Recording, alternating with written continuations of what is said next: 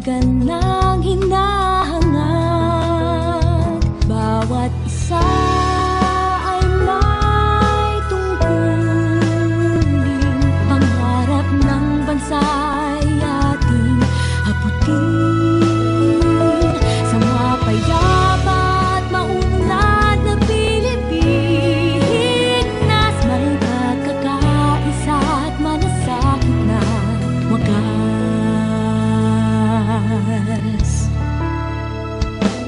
Kaibigan, iwan ang sandata. Makulay na kinabukasay abot na. Sama-sama para sa Republika. Kapayapaan may bigay na pag-asa. Bawat isa ay may tungkulin. Pangarap ng bansa ay ating abutin. Sa mapayapa at maunlad na Pilipinas, may pagkakaisa at malasakit na wagas.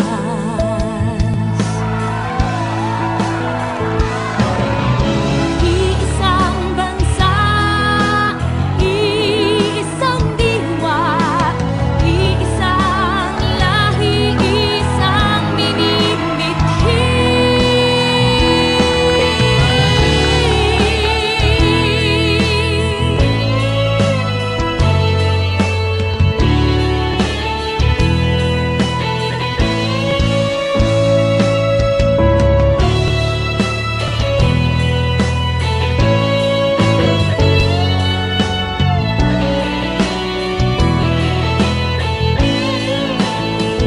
Kung may kapayapaan, may kaunlaran. Kung walang labanan, lahat makikinabang. Bayanihan, para sa atin to. Kung may kapayapaan, may kaunlaran. Kung walang labanan, lahat makikinabang. Bayanihan, para sa atin to. Bayanihan, para sa atin to.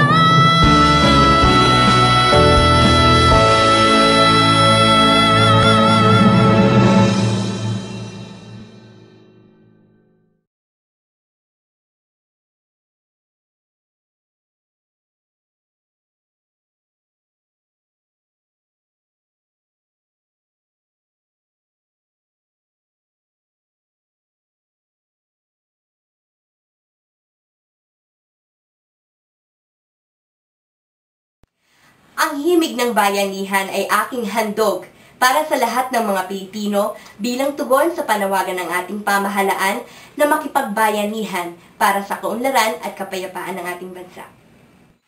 Ako po ay nananawagan sa lahat, lalong-lalo na sa mga kabataan, na tayo ay maging parte ng solusyon at makapagbigay ng ating mumunting pamamaraan para maisatupad ang pag-usad ng ating bansa. Ako ay nakipagbayanihan. Kayo rin ba?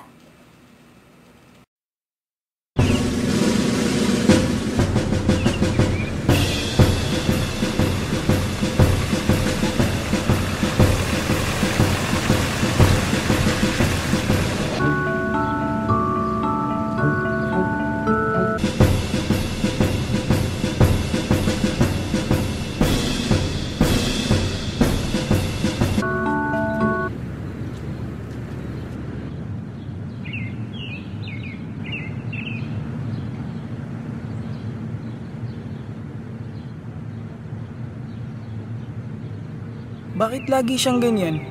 Tuwing daraan siya rito, para siyang nakakita ng aswang. Gusto ko pa naman siyang kausapin.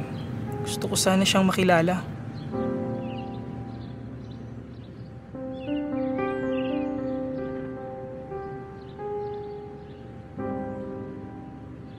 Unfair yan, ma'am.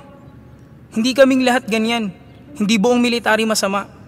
Sa katunayan, marami po sa amin ng tuwid at marangal.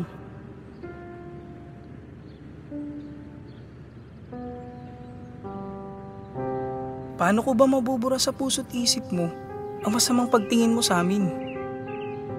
Yan talaga ang solusyon mo? Burahin? Bakit hindi nyo kaya subukan ng tunay na pagbabago? Hindi PR jab ang sagot dyan. Ma'am. Teka! Hindi pa ako tapos. Tungkol dun sa sinasabi mo na majority sa inyo marangal, sige. Hindi naman kita kilala kaya wala akong karapatang husgahan ka. Pero ito ang tanong ko. Anong silbi ng majority kung silent majority naman kayo? At walang kalaban-laban sa mga napariwara at mga pasaway na minority. Ha? Ano? Easy lang, ma'am. Ang puso nyo. Ang puso ko. Ang totoo po niyan, nagsimula na po ang programa namin para sa pagbabago. Army Transformation Roadmap po ang tawag namin dito. Army Transformation Roadmap? Ano yun? Yan po ang gabay namin. Gusto naming i-professionalize ang Army para ganap naming mapaglingkuran at maprotektahan ang sambayanan. Maganda sa pandinig. Pero sana hindi puro dada. Aminado po kami na puno ng pagsubok ang tunay na pagbabago. Kaya kailangan po namin ng pangunawa nyo at suporta. Papagmamalaki nyo po kami. Patunayan nyo muna. Yes, ma'am! Sige. Ligo muna ako sa batis. Ingat po kayo. Gusto mong sumama? Para siguraduhin ligtas ako. Safe naman dito, ma'am. Tsaka, di ko pwedeng iwan yung post ko eh. Fine. Kung kaya mong hindian ito, then maybe, just maybe, deserve mo nga mabigyan ng chance sa pagbabago. Thank you po. Ma'am, sandali. Yes. Sana dalasan niyo pa po yung pagpunta rito. Bakit naman? Papasahin niyo po kasi ako tuwing nakikita ako kayo eh. Talaga? Kamukha niyo po kasi yung nanay ko.